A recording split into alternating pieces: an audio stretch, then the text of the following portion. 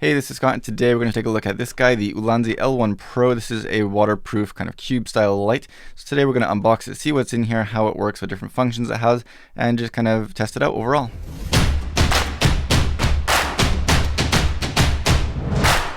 First off, taking a look at the box, I'm sorry it's sort of shiny here, but basically, it's a very simple box. You got the light here itself, and down in the bottom section, I'm sure you've got some filters and different little accessories and things like that, charging cables and whatnot.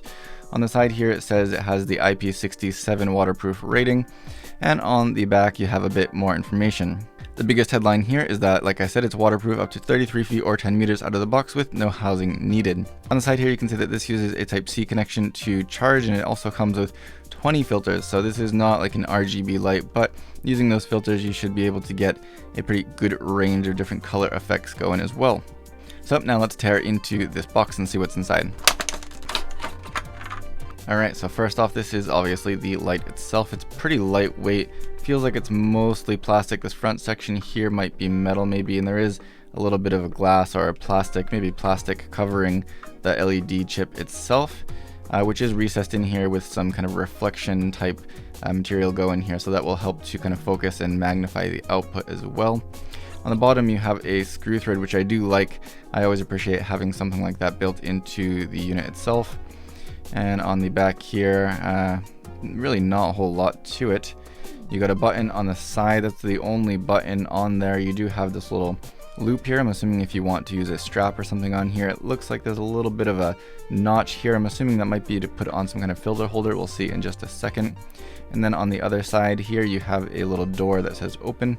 Since this is waterproof, this is kind of obviously one of the weak points. If something here breaks, then there goes the waterproof design. So hopefully this is going to be okay here. It has a little pinch to open type design.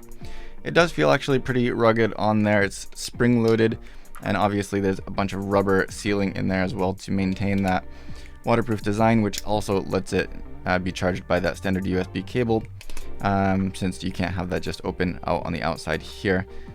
Feels pretty good. I'm actually not too worried about that, but you do want to make sure that it's closed all the way when you're going to get it wet, obviously. Let's dig a little bit deeper into this box here. Got, of course, our instructions here. They do also give you this cold shoe style mount that you can screw into the bottom there if you want to put this on top of a camera. This is all metal, so that's nice to have, something that's not going to break too easily. You have the USB-C type cable, of course, to charge this. It's not that long. Let's take this twisty tie off here. It's probably about, I don't know, a foot or so long, so not the longest cable in the world, but it'll do the trick. They have a strap included, like I said, and these are all the filters here, which it's nice that they come in a little carrying case. Of course, the case is plastic. You can open that up, and right on top they have, like I said, this adapter which will snap into the little notches on the side here. Just snaps right on just like that. And then these filters, there's 20 in here apparently. These are just like thin, flexible gel filters here, and it seems like they do all have that protective plastic on them, so you want to peel that off. Each of these individually, there's one on both sides. So these have these little tabs on them, and there's a little couple of slots on the bottom and the top of this that you can just kind of slide that into. You gotta bend it a little bit to get it to fit in there, and it doesn't fit super flat. It kind of has a little bit of space like that, which is fine. That's gonna make it easier to take out. If it was completely flat, it might be tricky to get that out of there. You'd have to take the whole frame off to remove it.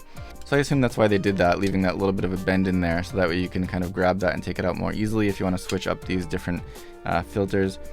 But it might be a little bit easy to lose them if you're not careful, because these might fall out with a lighter touch, as you can see right there. So just be careful not to lose these. And yeah, I'm going to go through and peel off these protective layers on all these gels here, because that's annoying. So looking at the specs really quick, this does have a decently high color rendering index. They say 95 plus. Has 900 lux at 0.5 meters, 300 at 1 meter. So it's not extremely bright, but not bad for this size.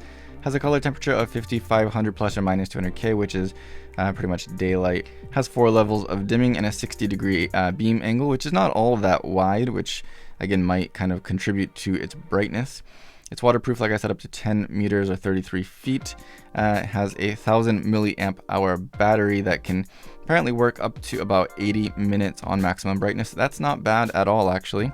Charges with the USB-C, like I said, and it's only 60 grams. It's pretty light. 38 by 38 by 36 millimeters if you're curious about the size. a single button on the top here. It's like a hard plastic, it's not like a rubbery texture or anything like that. So if you're kind of grabbing at this in the dark, it might be a little bit trickier to find that. But however, the bottom has that screw thread, so you can just find the opposite side, and that's the top.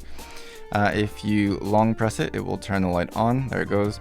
And then you touch it once to adjust the brightness, and you can see maybe on there right now as it goes through those 4 different levels of brightness. And that's pretty much all there is to it. So at the highest level, that's decently bright, I guess. On the back here, like I said, I don't see anything with that battery meter, so I assume that battery meter down there is only going to light up maybe that little pinhole once it's low on battery. We'll see once I actually use this a little bit more.